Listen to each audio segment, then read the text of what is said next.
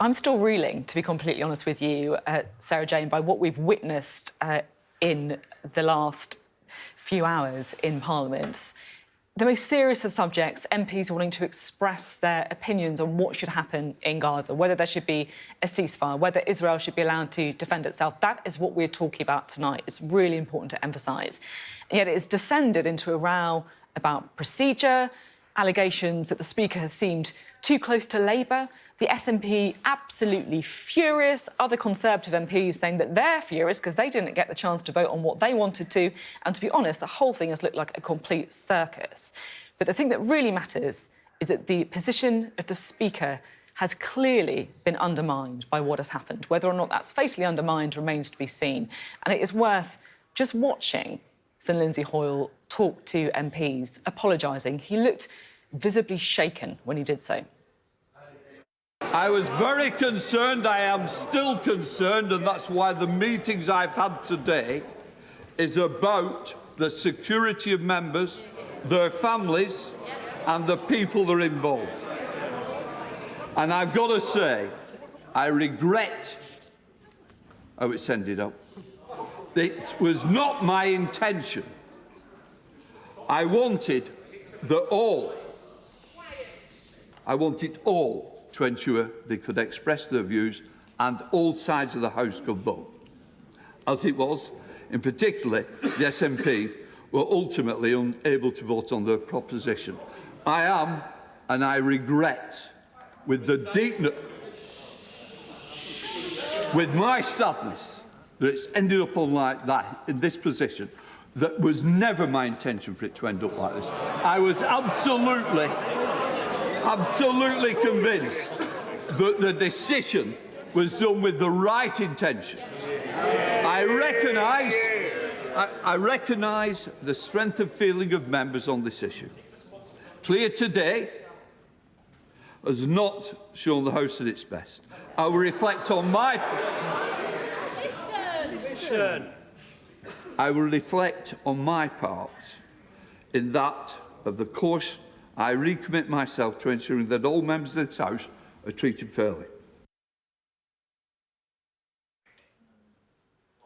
Absolutely extraordinary scenes there. Well, let's bring in our Deputy Political Editor, Sam Coates, and our Chief Political Correspondent, John Craig. We saw there an apology from the Speaker. He said he's going to be meeting with representatives from all of the main parties, effectively to try and cling on to his position, to regain his authority. Sam, where do you think we are right now? Lyndsay Hoyle is in serious trouble tonight. He is fighting to keep hold of the position of Speaker of the House of Commons. After the scenes that we've seen in the last 2 hours, some breaking news for you, Sophie. There have been published an early day motion, that's a non-binding motion in the Commons, where people can express their views on something. The motion is about the future of Lyndsay Hoyle as Speaker. 33 MPs have signed the early day motion calling for Lyndsay Hoyle to go. The motion text is that this House has no confidence in Mr. Speaker. There are some very significant names on that motion tonight, including Sir Graham Brady, the chairman of the 1922 committee, other members of the 1922 committee, including Sir Geoffrey Clifton-Brown. It's not just Conservatives.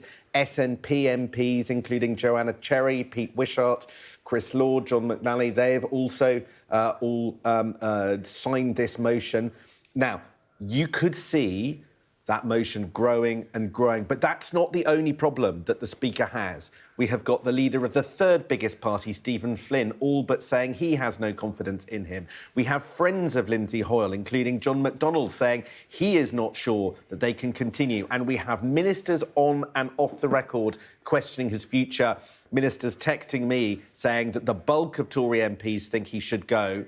I wonder what happens tomorrow as Lyndsay Hoyle reflects on what he has done today, although he claims to have basically ripped up precedent in the House of Commons for safety and security reasons. He ended up helping Labour, having been a former Labour MP, at a moment of extreme vulnerability for Keir Starmer's party, causing fury across the House.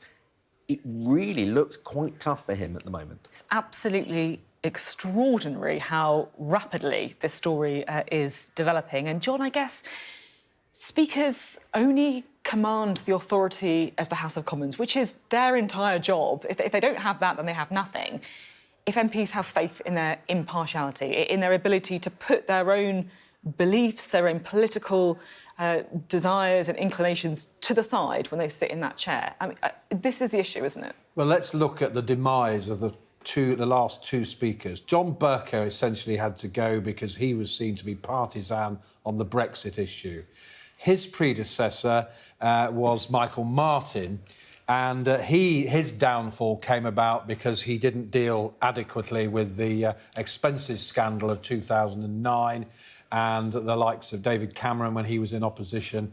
OK, he didn't force Michael Martin out, but there was a mood that Parliament needed cleaning up during the expenses scandal. Just reflecting, I mean, when you were talking, actually, Sam and I were both glued to the names on this. I knew something was going on. Yeah. I could tell by the chatter. I mean, I've heard a few names, but I wasn't quite sure what. It's easy to dismiss early day motions. I always called them Parliament's graffiti wall because, I mean, MPs use them for, I don't know, some local issue, congratulating their local football team in winning some match or something like that. But it is significant, the names.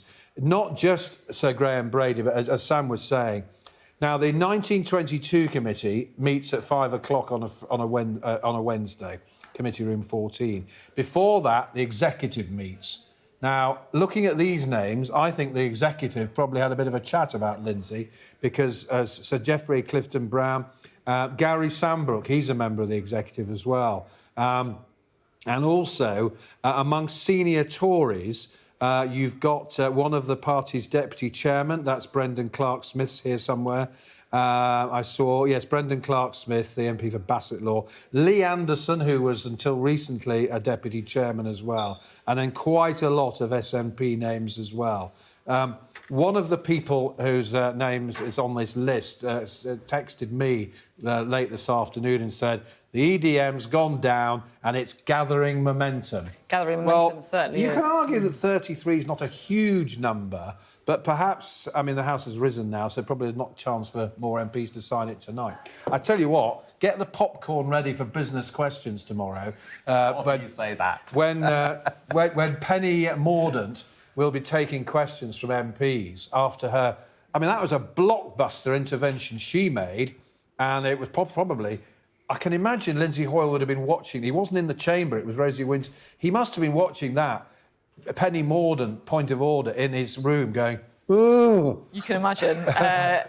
Well, as John and Sam just bringing us there, really the move against Sir Lyndsay Hoyle is gathering pace.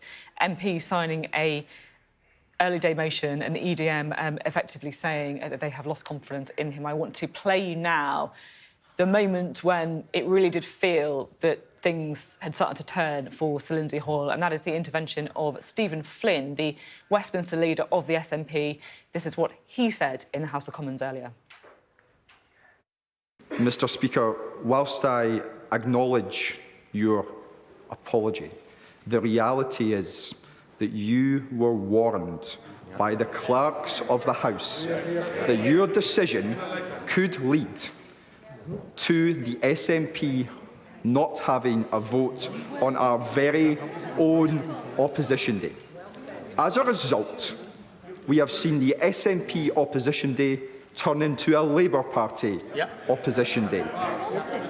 I'm afraid that that is treating myself and my colleagues in the Scottish National Party with complete and utter contempt. And I will take significant convincing that your position is not now intolerable.